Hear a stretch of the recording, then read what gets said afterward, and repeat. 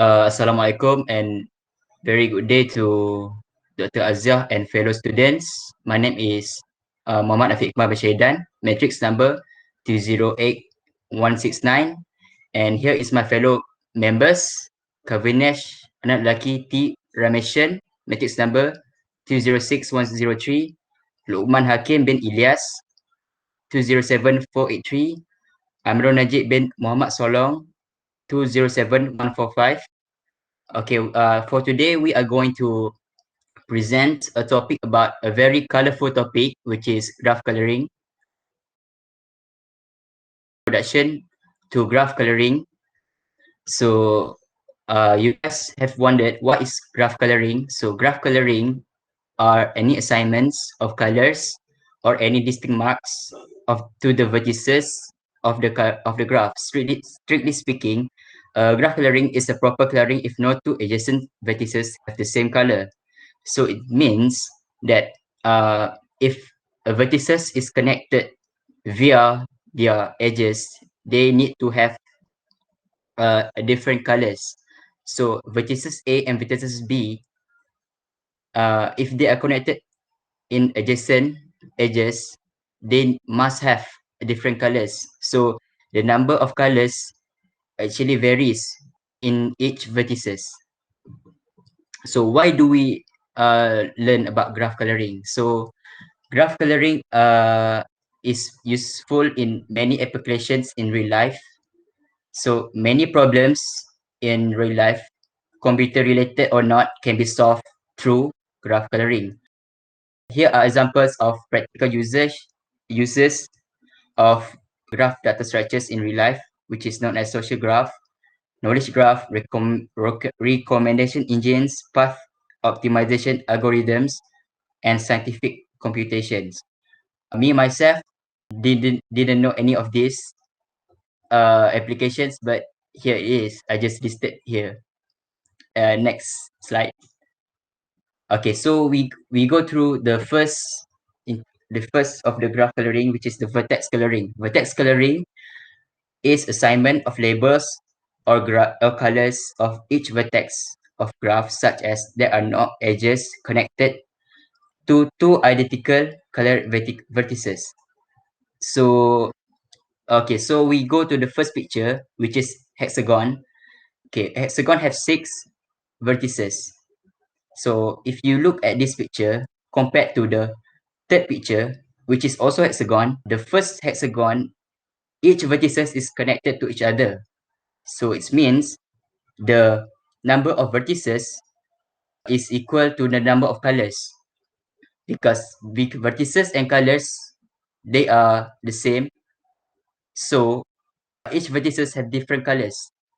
While the hexagon on the third diagram, each vertices are connected only 2 ways. So there's only 2 colors here, which is orange and red. All right, next slide. So here is another vertex coloring. Vertex V, coloring of a graph G is with color S. The vertices of a colors forms a color map SC, VG to S. If S equals to K, C is a K coloring, equals to 1, 2, 3, so on until K. K coloring of a graph G is a mapping of VG onto colors S, such that adjacent vertices map into different colors.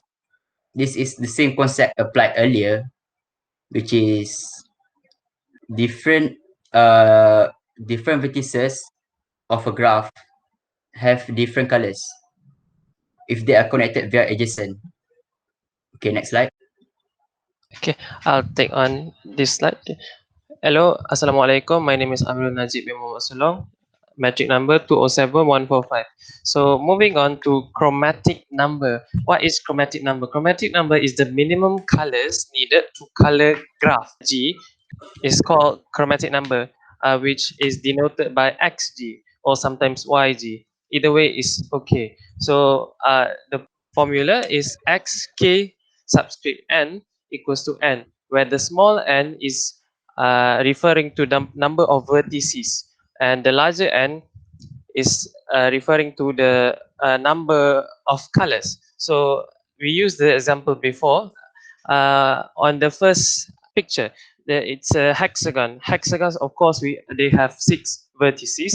So it is denoted with y k6 equals to 6. K6, 6 referring to 6 vertices, and then equals to 6.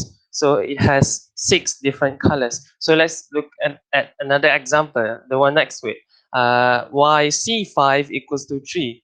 C5, 5 referring to 5 vertices equals to 3. There are only 3 colors, which is orange, red, and yellow.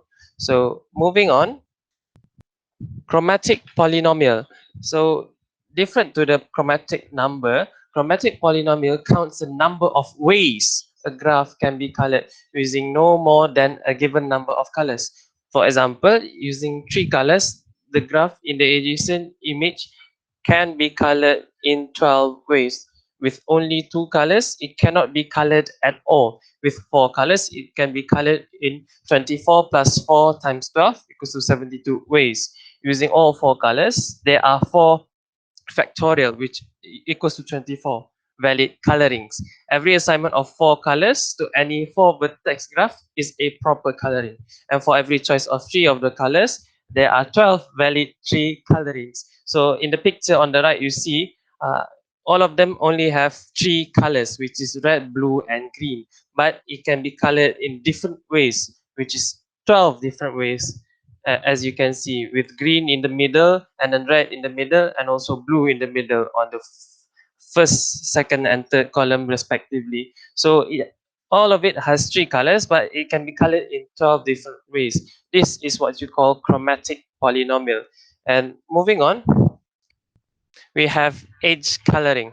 Similar to vertex coloring, except this time it's edges, the line that connects between vertices are the ones that are colored. So the edges have different colors while all the vertices have the same color, as you can see in the picture below. All the vertices are colored as white while the edges are differently colored. So every edge coloring problem can be transformed into a vertex coloring problem.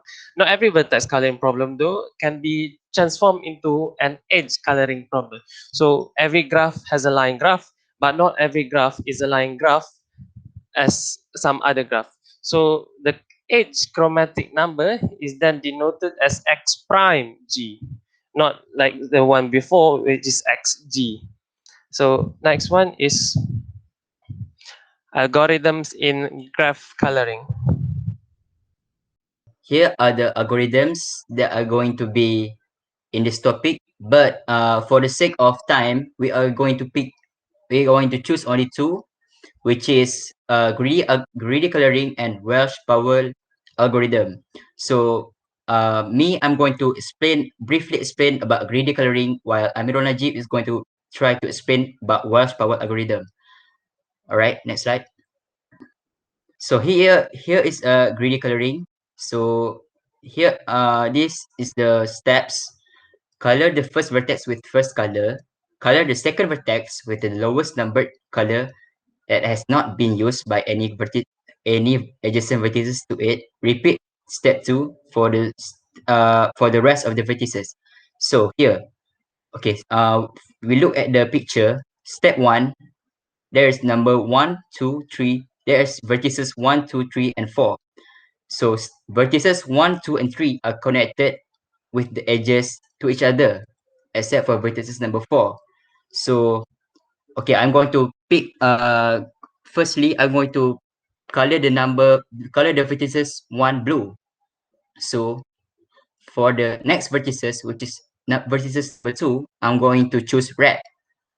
So, because I cannot choose blue because they are on the same edges, right? Okay, so vertices number 3, I'm going to choose yellow because I cannot choose or either blue or red because they are connected via the same edges.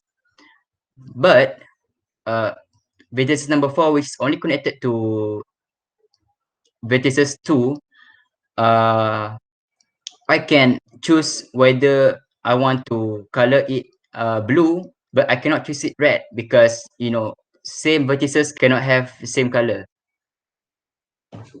Okay, that's it for pre-coloring. So for Welsh power algorithm, the steps are, so first is to find the degree of each vertex. The second is to list the vertices in order of descending degrees. So and then color the first vertex with color number 1. So move down the list and color all the vertices not connected to the colored vertex with the same color. And then repeat step 4 on all uncolored vertices with a new color in descending order of degrees until all the vertices are colored.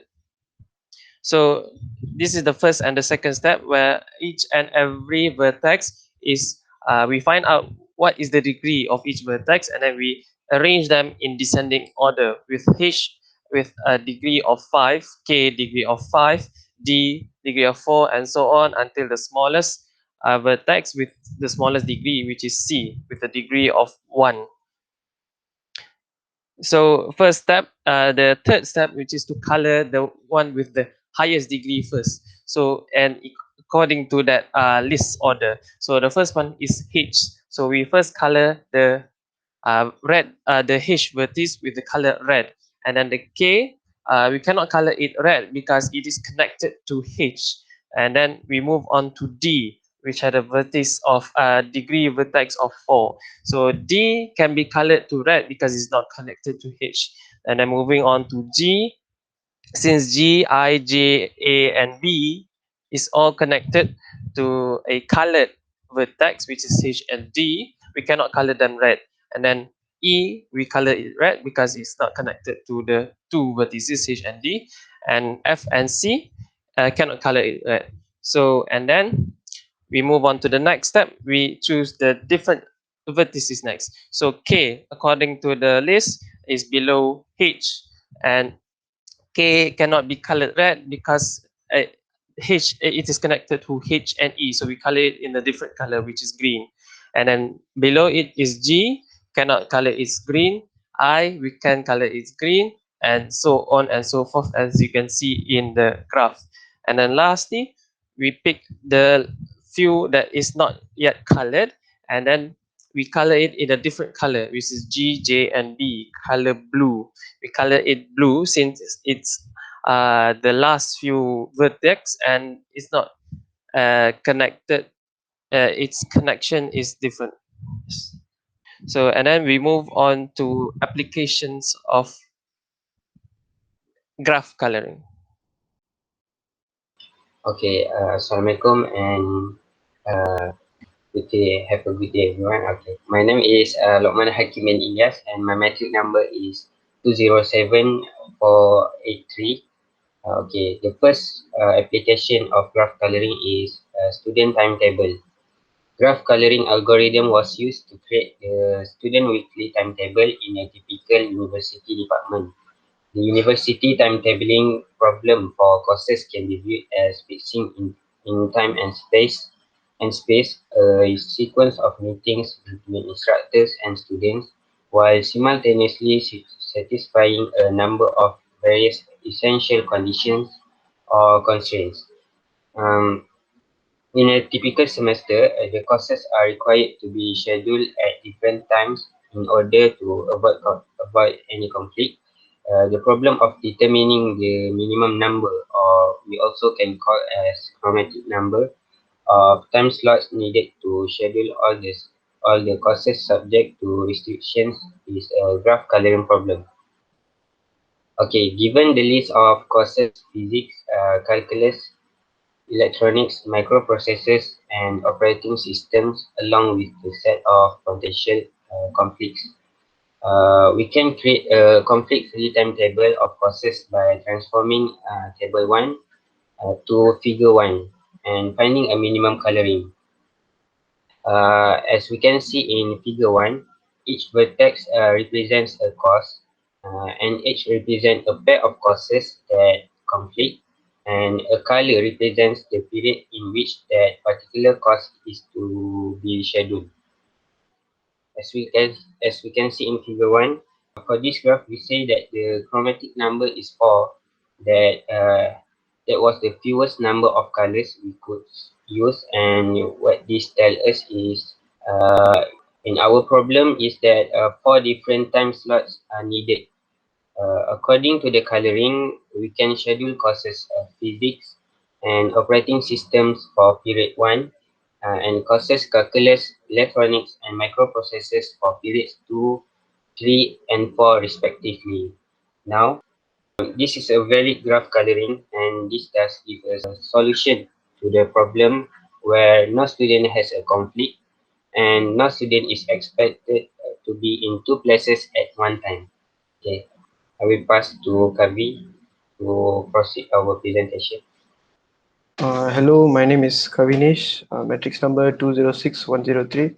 I will be explaining about the second application of graph coloring, which is map coloring and GSM mobile phone networks. For any given map, we can construct its dual graph as follows. Put a vertex inside each region of the map and connect two distinctive vertices by an edge if and only if their respective regions share a whole segment of their boundaries in common. Then, a proper vertex coloring of the dual graph yields a proper coloring of the region of the original map. We use the vertex coloring algorithm to find a proper coloring of the map of India with 4 colors, as we can see below. Okay, I would like to talk about Group Special Mobile, which is called GSM. It was created in 1982.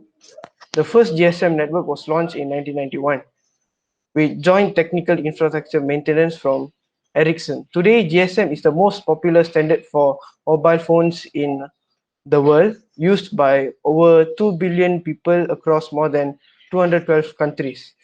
GSM is a secular cellular network with its entire geographical range divided into hexagonal cells. Each cell has a communication tower which connects with mobile phones within the cell. All the mobile phones connect to GSM network, which connects with the mobile phones within the cell. Okay, GSM networks operates in only 4 different frequencies. The reason why only 4 different frequencies is the map of cellular region can be properly colored by using only 4 different colors. So the vertex coloring algorithm may be used for assigning the at most 4 different frequencies for any GSM mobile phone network. Graph coloring also can be used to solve Sudoku puzzles. As we can see in this 9 by 9 Sudoku puzzle, we can use graph coloring to solve the blank spaces. Next slide. Okay, this is a simpler version. It's a 4 by 4 Sudoku puzzle. Okay, first we label the cell 1. We label each cell from cell 1 to cell 16. Each cell corresponds to a vertex. Then we need to add edges to this graph. For example, vertex 1 has edges between 3, 2, 3, and 4 because it is in the same row as 2, 3, and 4. It also has an edge between 5, 9, 13 because they are in the same column. Vertex 1 also has an edge between 5 and 6 because they are in the same box.